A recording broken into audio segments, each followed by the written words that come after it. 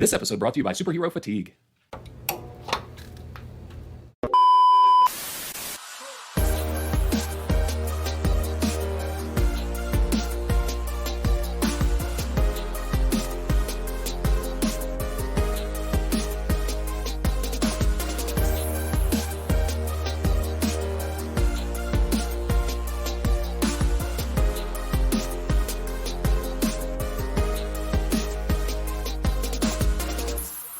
Hello, everyone, and welcome to the Screen Test Podcast. I am Chaz, and back with me is my co-host, the shoveler to my blue Raja, Aaron Milton.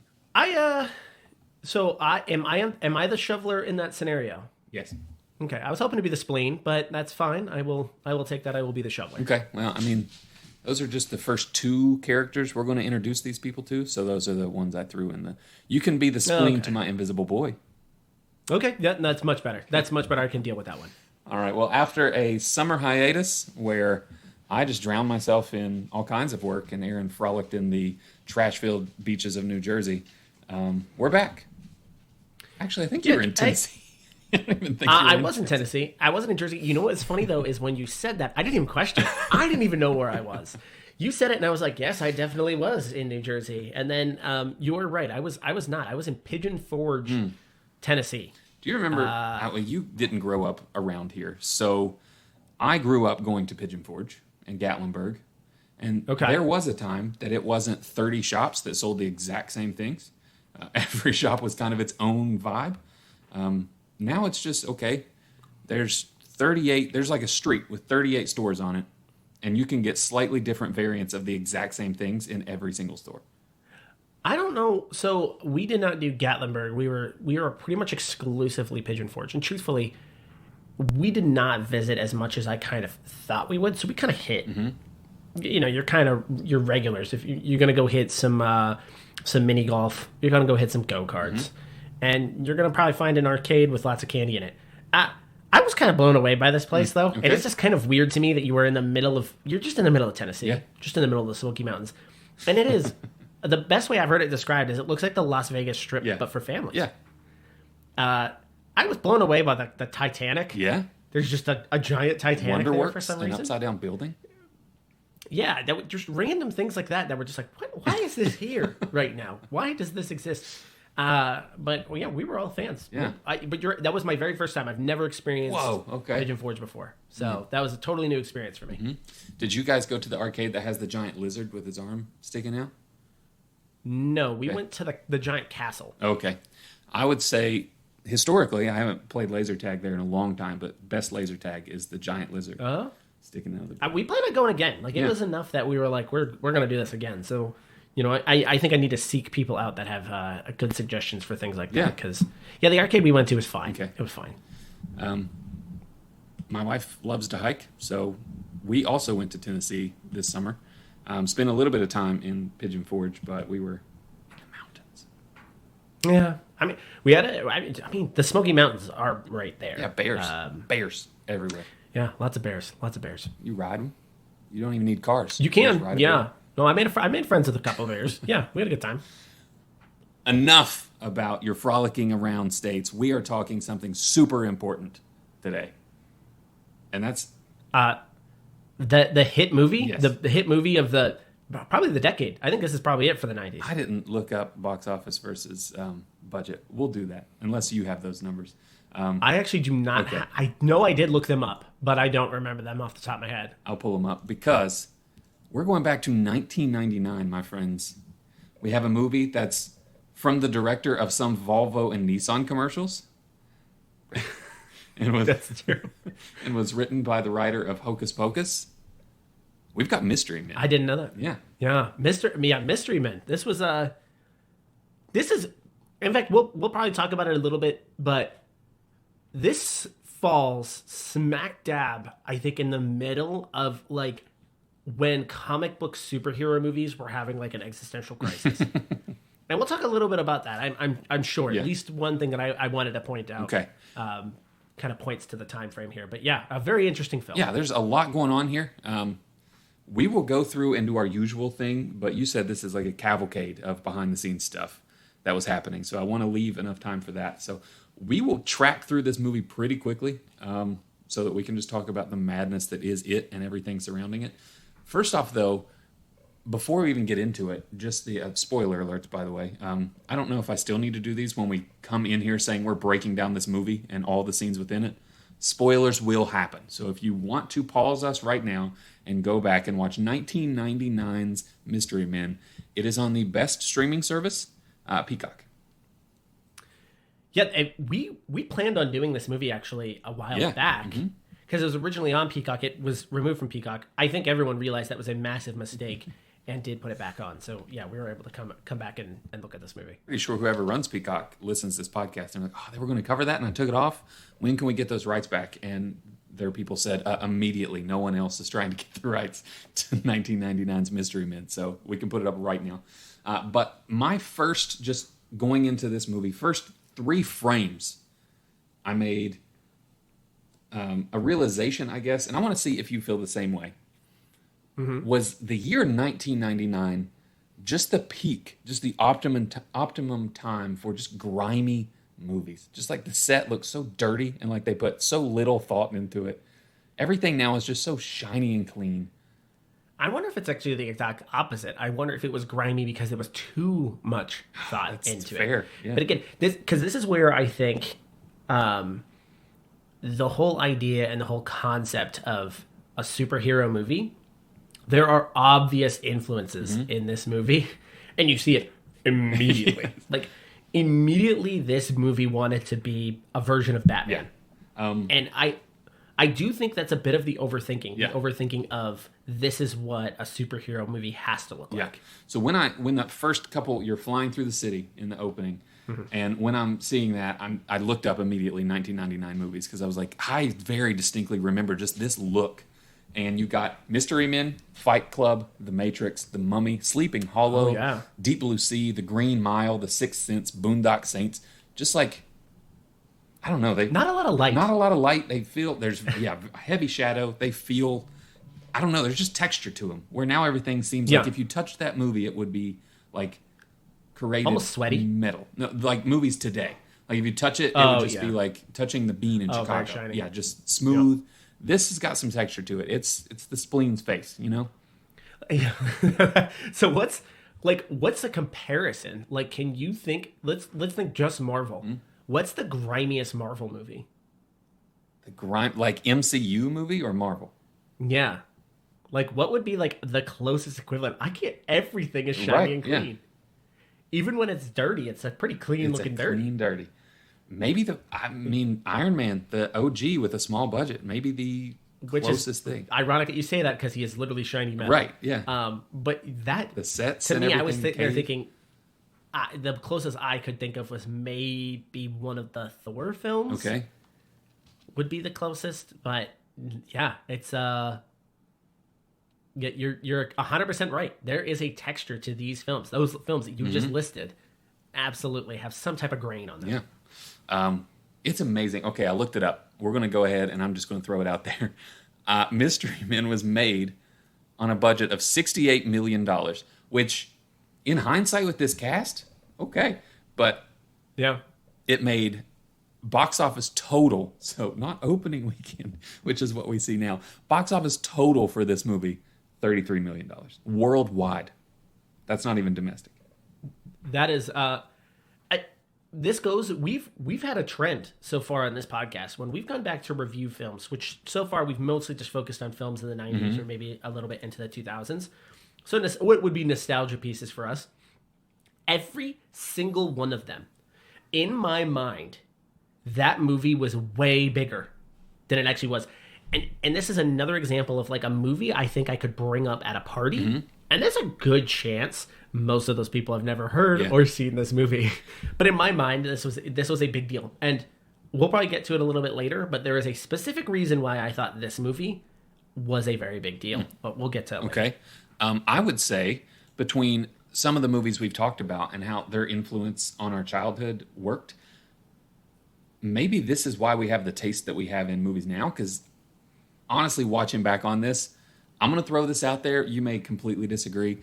I think this movie was just ahead of its time, and people weren't ready for it yet.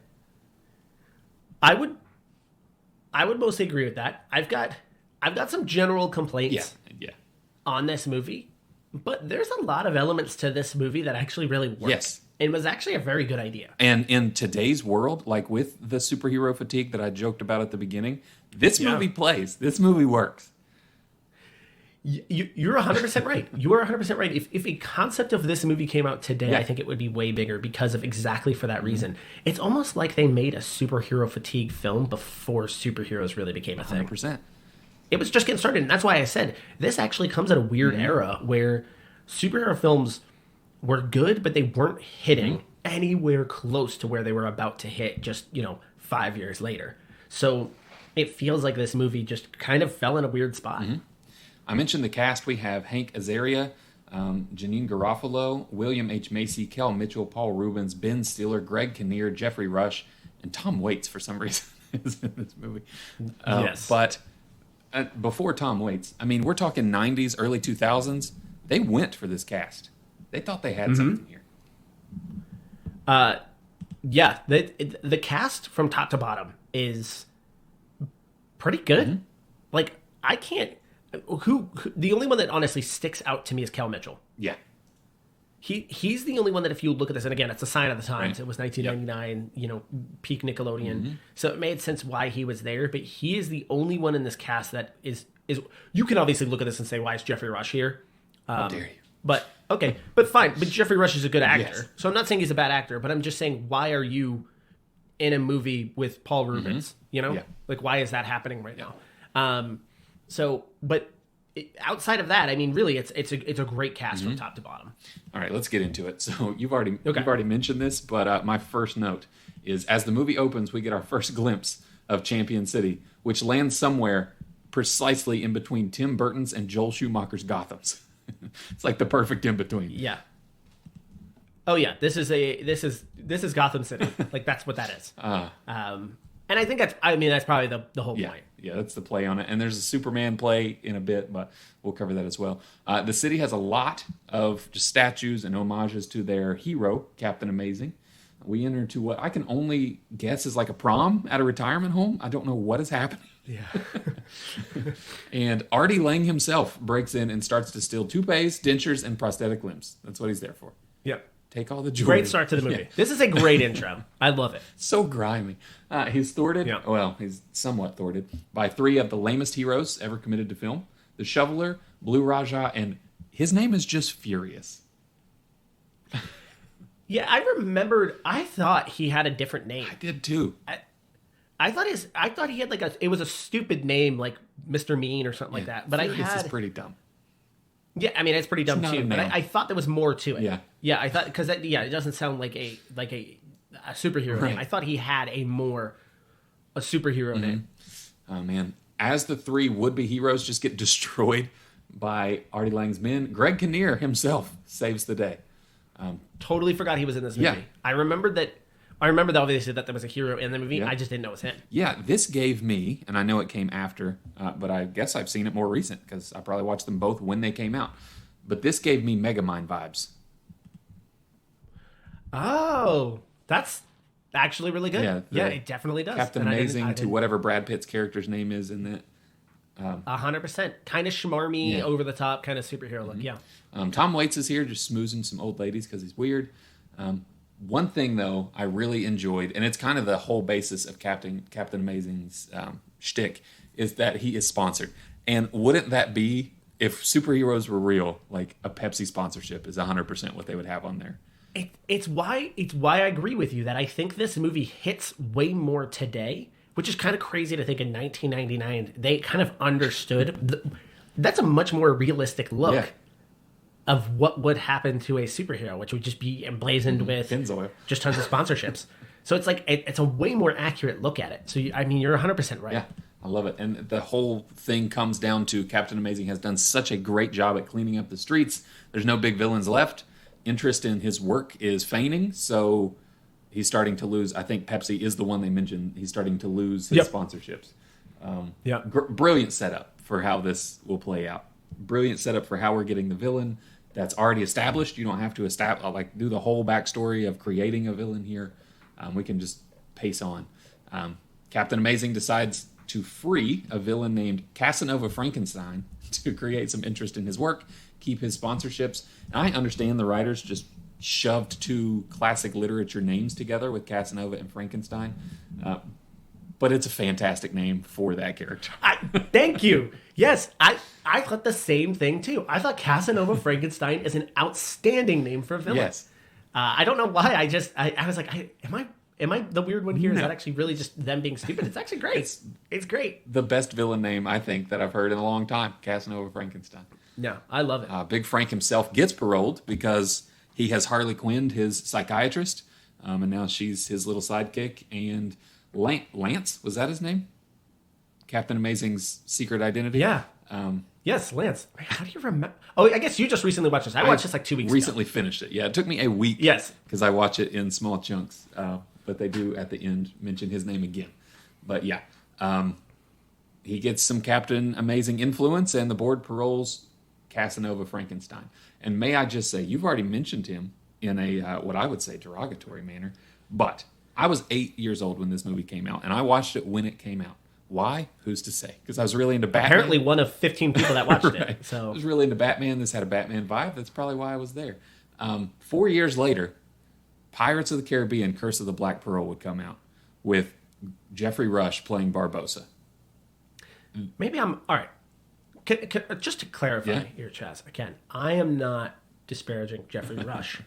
My whole point was, to me...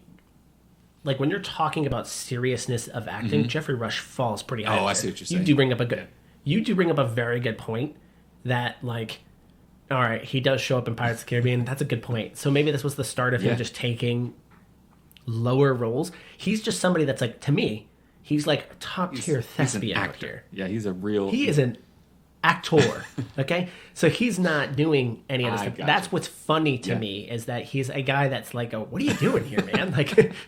Are you falling on hard times? Why are you on Mystery Men right now? That's what I meant. Okay, gotcha. That's what was weird. He was the opposite of Kel Mitchell. Yeah. Two specters. Fair. Very fair. Okay. All right. Good. Glad I could clear that up. Loving some orange soda. Exactly.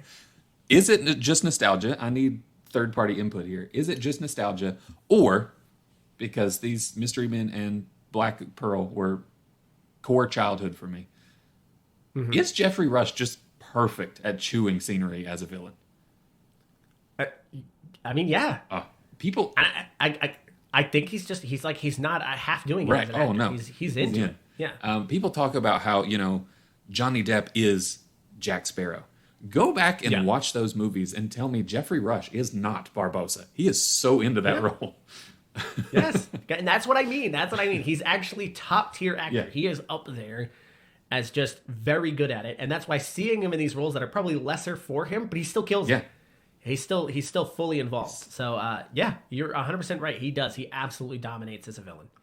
The three would-be heroes, I'm going to go ahead and start calling them the Mystery Men because it's just easy, even though they literally don't get that name until the last sentence of the movie. Yes.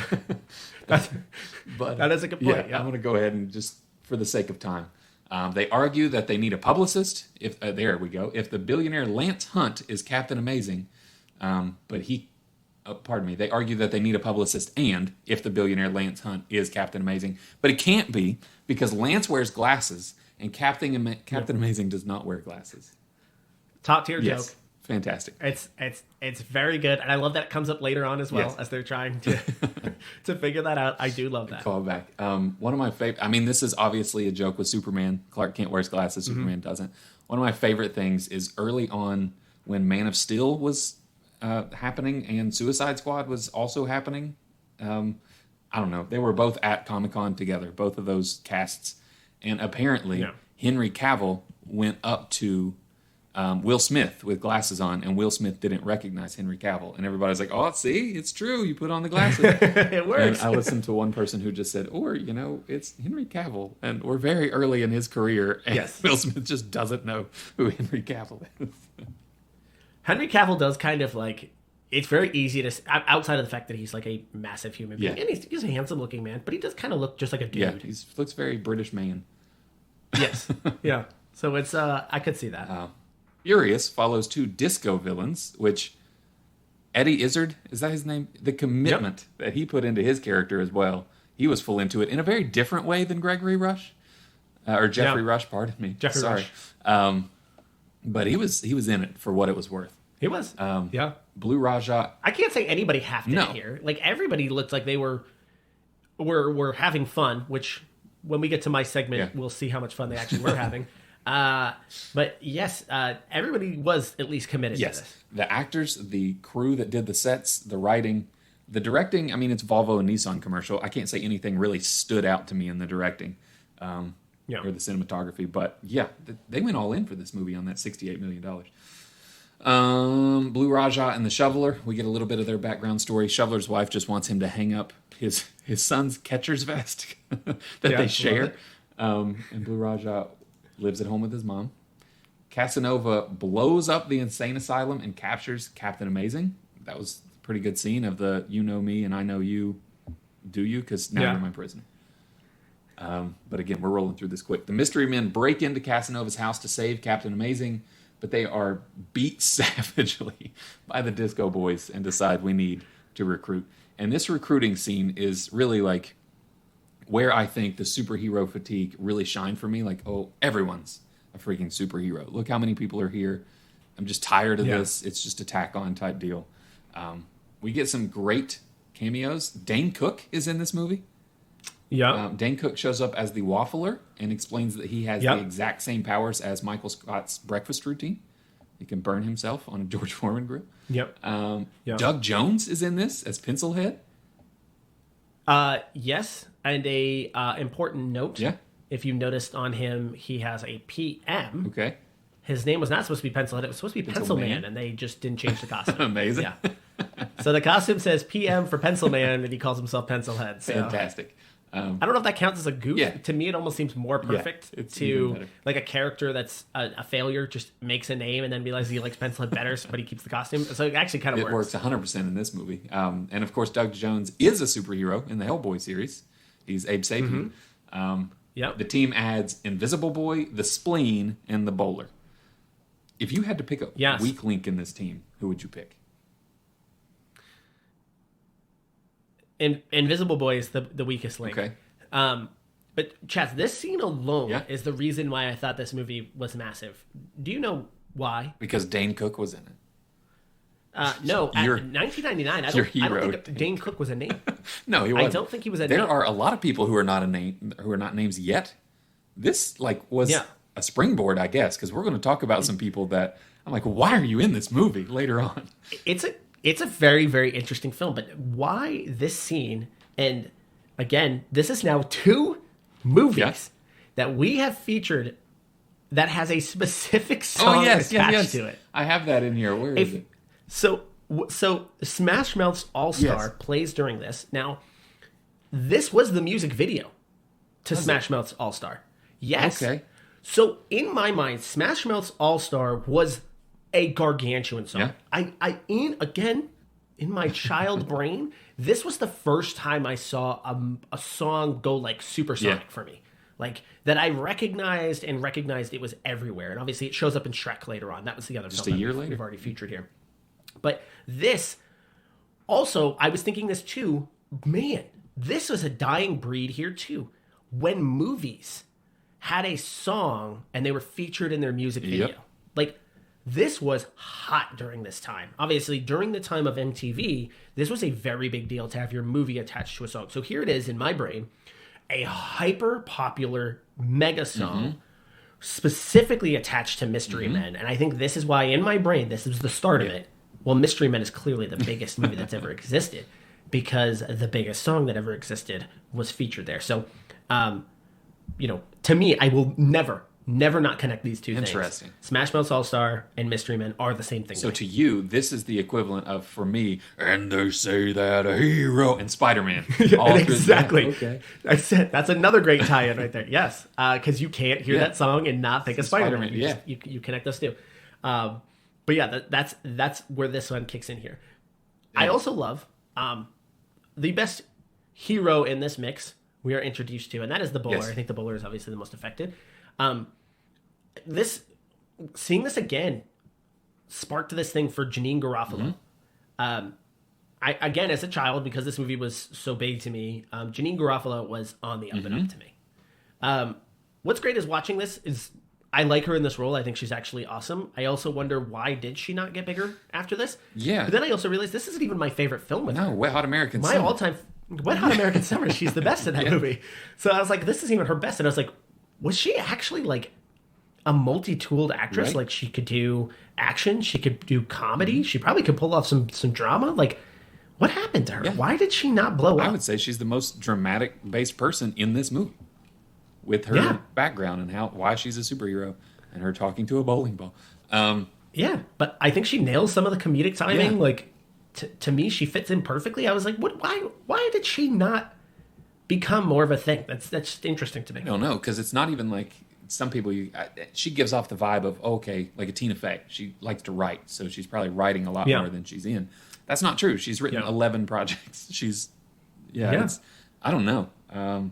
We did talk when we did the Shrek breakdown that she was one of the people approached for Fiona, and I remember there being like a reason she didn't get it that we discussed from her point of view that she said, and we were both like, oh snap. I don't remember what that was. Maybe I'll go back and listen to our Shrek episode, just like you should, listener.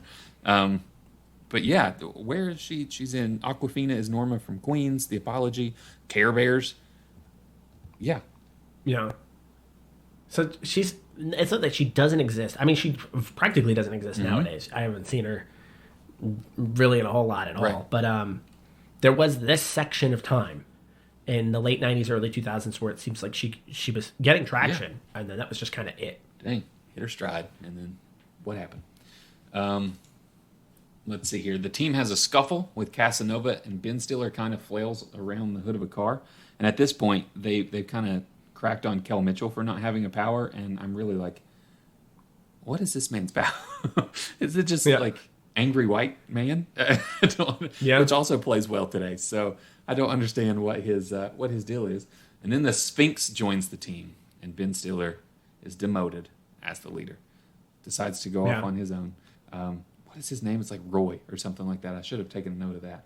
Yeah, it was Roy. Man, you remember all these names. It was Roy.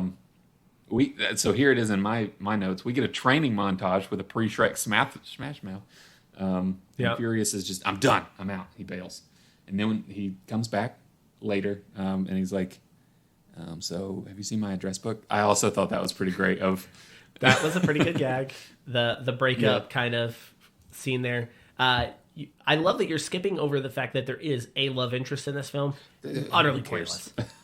She's pivotal to the end of the movie for no reason. This is part of one of my issues with this film. Well, one, it's a pretty formulaic plot line that it plays out. But two, it's slower than it needs to be at points. And it really extends the movie in points where it's just like, you don't need to do any of that. Like, you can just move this movie. So where it just doesn't sometimes. They give Ben Stiller's character a love interest so that at the end he can unleash his furious. You could have absolutely done that with one of, like, get the Shoveler or Blue Raja. Make him kidnap one of them. You have set up a relationship between these three guys since the beginning of the movie. This girl you put in 2 scenes for 30 seconds, and now that's the person he connects with the most. No, get the Shoveler up there. Ben Stiller knows this man's wife and children, and that unleashes the fury.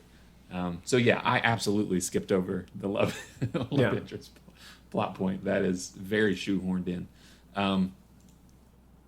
At the end of this movie, the back third just gets wild. The team goes to visit Tom Waits. I did not catch his name. I hope it's just Tom Waits. At an abandoned amusement park that he lives in for some reason, and makes non-lethal weapons. Furious comes back, and Casanova assembles a round table of evil. Can you name any of the people?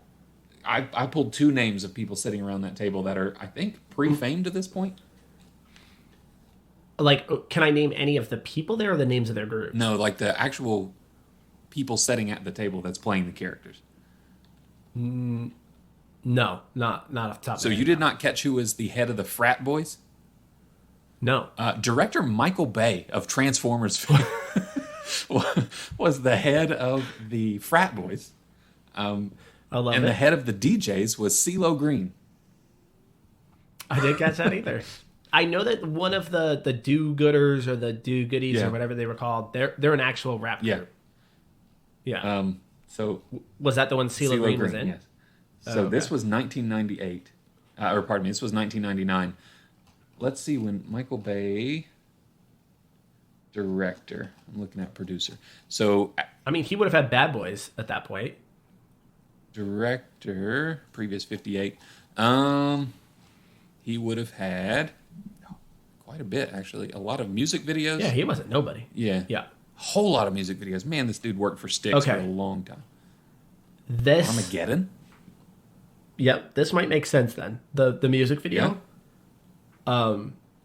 Because the director, Kinka, who directed this film, was a music video guy. So I wonder if that's where they know each other. Nissan and Volvo. Bad Boys, The Rock, Armageddon. Pearl Harbor was what he did after this. So yeah, he was a well-established. He was massive. And he had one line in this movie, Mystery Men, that no one watched. This should be the pinnacle of his career. The Mystery Men come in to free Captain Amazing, and while arguing, I think do the best thing of this movie. Like, if one thing that could make or break this movie is what happens in this moment.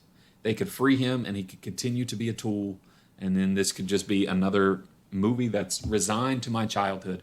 But I very vividly have childhood memories of watching this man, because they flip the wrong switch, just get obliterated, and they accidentally kill the hero.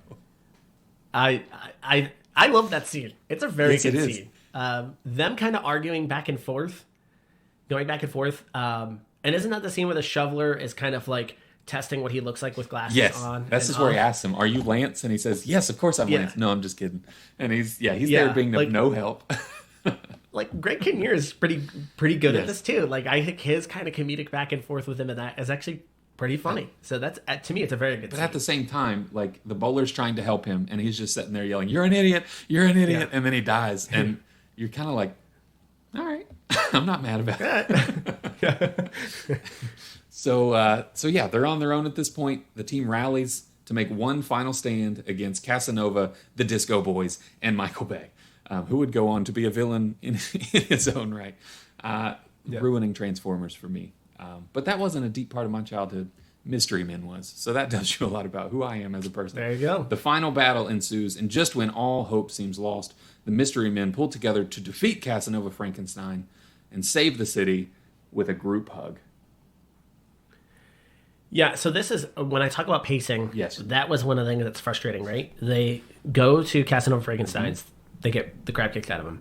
They go back, they then have to do a montage. Yeah, they then go back, and they kill the hero, they leave again. Yep. And now they're really defeated again, and then they regroup, and then they go and do it again. And it's like, some of this probably should have been combined into kind of one scene. You didn't need to constantly keep doing this kind of like regrouping. Yep.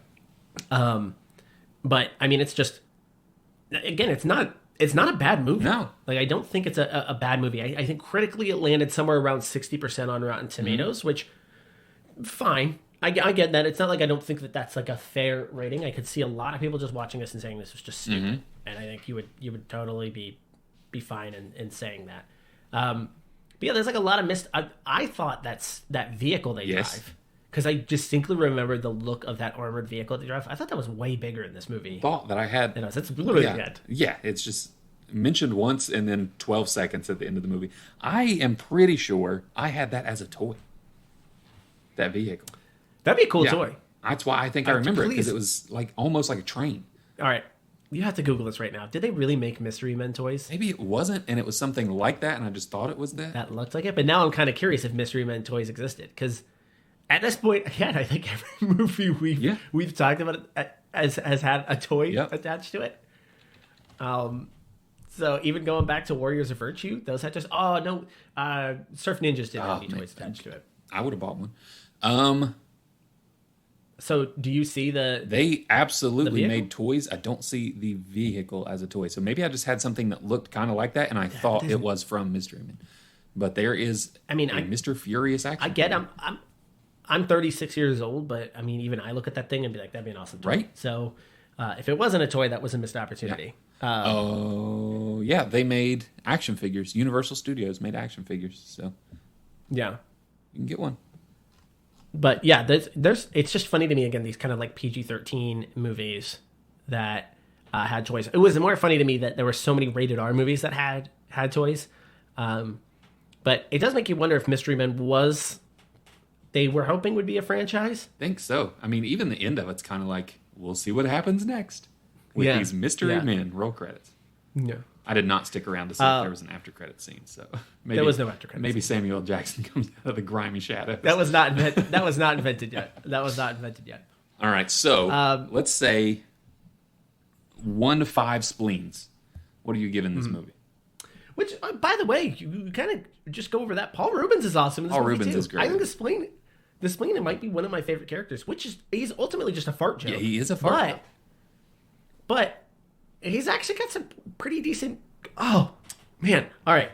Speaking of the spleen, speaking of this movie being long in certain sections, I can, right off the bat, there's an immediate scene that happens and towards the end of this movie that I'm like, why did this exist? And why did that, like... That took probably a solid 3 minutes out of it. And that is the spleen, and I believe Invisible Boy, outside, and then the spleen is getting humped by a skunk. Yeah. But that's just the scene. Yeah. Like, what was that? It felt to me like they were trying to establish, they were partnering them off, right? So they were trying to establish a connection with the spleen and the Invisible Boy, which is really important. If you're making a TV show, this is a movie that's going to end in 10 minutes. You don't need this. It was so thrown together. I was convinced, this is just a lead in to something else that's about to happen. You know, the skunk's going to mess them up and it's going to ruin the plan or something like that. No, it just happens. Just the scene. Just a skunk going to town on a man's leg at sunset. That's all that is. There's just a lot of moments like that. Okay, so for me, out of 1 out of 5 spleens, this is a 3 spleen. Yeah, I was going to say 3.5. Yeah, we're right there. It's totally solid. It has some decent humor, good to kind of turn your brain off on there. Do not expect to be blown away.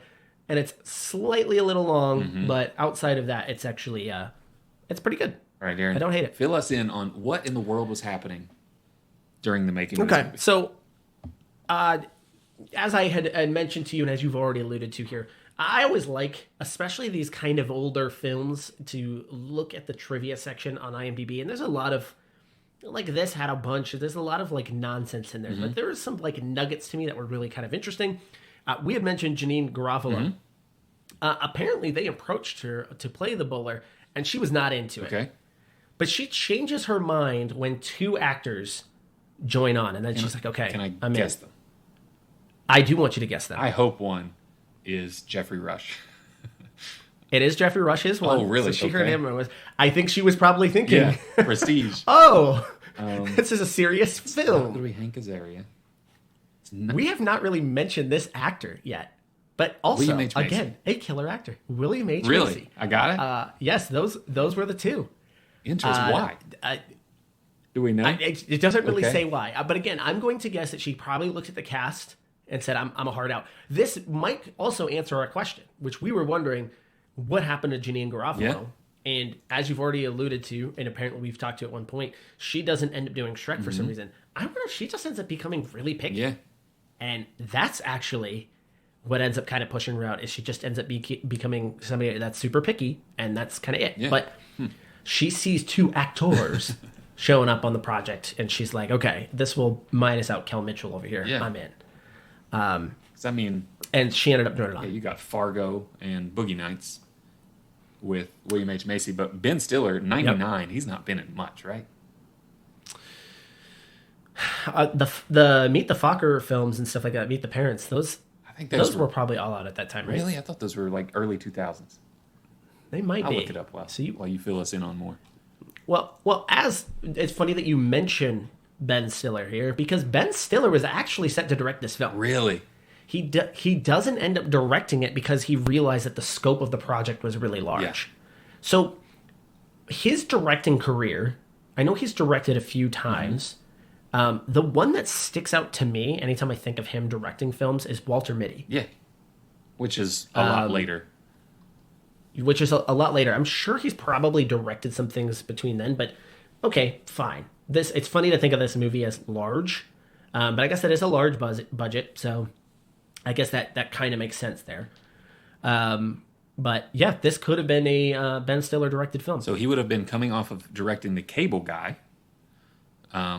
Okay. And in between The Cable Guy, which was 96, and Walter Mitty, which is 2013, he did Zoolander and Tropic Thunder.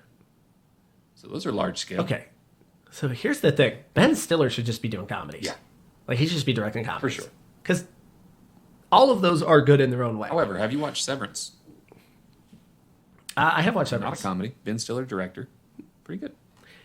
Yeah. Okay. I like Severance. I don't love Severance. I think Severance is doing too many weird things for the sake of weird, but they're never going to be able to explain them. And so I'm a little bit on the outs on some of that. But also, at the end of the first season, that is one of the best end of season episodes I think I've ever seen. So, but yes. So all that to say, he did not direct this film. But I wonder, looking at the pedigree of comedies, if he did direct this film, does it actually end up being more funny? Probably. Just judging off of that. So, going to the actual director here, Hank Azaria did an interview in 2011 with the AV Club, which I love that they asked about Mystery Men in that. Fantastic. But things were just not good on set. Things were not good. So the actual director his last name's Kinka. Yes. Again, he does music videos, but he declared, and I quote, "I'm going back to commercials when this is done. I've had enough. I'd much rather do cool little 1-minute shorts than I make a deal with all this nonsense that I make than I am dealing with all this nonsense." Whatever. He basically hated it. It sounded like it was complete chaos on there, and wanted to go back to making commercials, as you've mentioned. Gotta get that Nissan money. Volvo. And he has pretty much, this was it. Yeah. If you actually look at his IMDb, this was kind of it. Because when I looked at the name, I was like, I don't recognize this name. I clicked on it, and I'm like, oh, okay, you've done nothing. Yeah. A lot of commercials, a lot of music videos. So that was it. Also, in this interview there, Hank Azaria said that everybody was constantly arguing over the comedic tone of the film. Do you feel like the comedic tone is inconsistent in this film? I would say it's pretty consistent. Yeah, like there's some outliers that I would say maybe just don't... It didn't seem like they were fully... I don't want to say in on the comedic tone. They just weren't there. Like with Kel Mitchell. But his character's not, I would say consistently through line, the comedic tone is the same. I would say so too. I don't think the movie ever once really takes itself too seriously, but it makes me wonder. I don't know this. They don't really say exactly, but you got to consider there is some pedigree on this. Yeah. So it does make me wonder if there is a conflict between maybe some serious tones that some people want to take and then to some comedic roles that others want to take here. It is a mix of a cast there, so you can maybe see where that's the case. But I would say I don't think that it shows through. I think that it felt like it was trying to be goofy, lighthearted, and funny, and it nails that. Yeah, and even you talk about pedigree on set, I would say, I would have to look at his IMDb. Greg Kinnear is probably somewhat of like, this guy's probably not going to get in on the comedy side of things at this point in his career, 99. Jeffrey Rush, the same.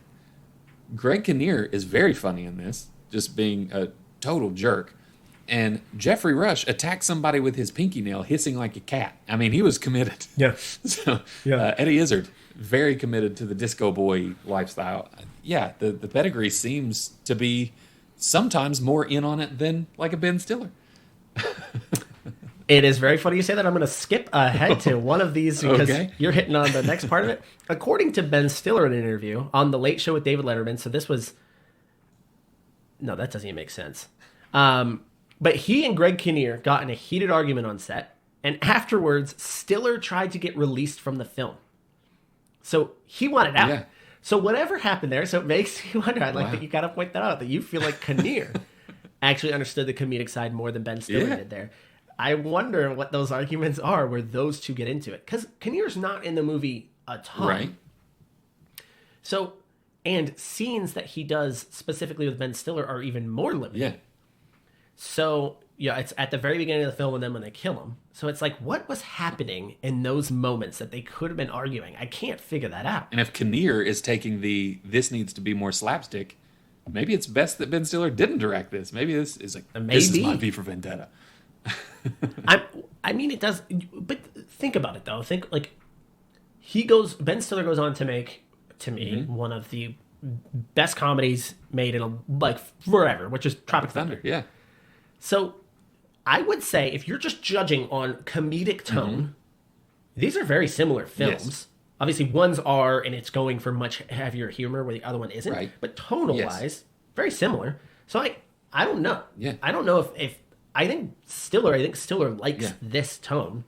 To me, it must have been Kinnear. Maybe Kinnear's But it's also funny that Stiller wanted to walk away from it. Like, come on. Maybe Kinnear's just that actor that's like, I hate this, but I'm signed up for it. So when that camera's rolling, I'm committed. Or I'm committed because maybe he was in such a bad mood that his character's just a jerk in that next level of jerk because he just was irritated the whole time. You did highlight that. Kinnear really leaned into being a jerk. Hey, maybe there was some real life pain going on back there that was leading to that. So I do think that was kind of interesting. And Chaz, we've mentioned multiple times. I mean, this movie doesn't do a very good job of even disguising it, but this movie feels like a Batman film. Yeah. Not only from that intro, but that intro fight with the red eyes. That whole thing just has, if you saw Mr. Freeze busting through the door doing 100%. That, you'd be like, yes, we're watching Batman right now. That would make sense because there are multiple sets used in this movie that were used on Batman Forever. Okay. So they reused those sets for this. It did make me wonder which ones. I would guess some of the streets. Some of the streets that... And the streets look like Gotham. I'm telling you, that old folks prom thing, that has to be a Schumacher set. Everything about it. Everything about that felt like it. So that would make sense. It actually uses some of the sets. So the last piece that I have here, and I love that you kind of touched on all of these things, so it just makes this so much easier for me. But we talked about Dane Cook. Yeah.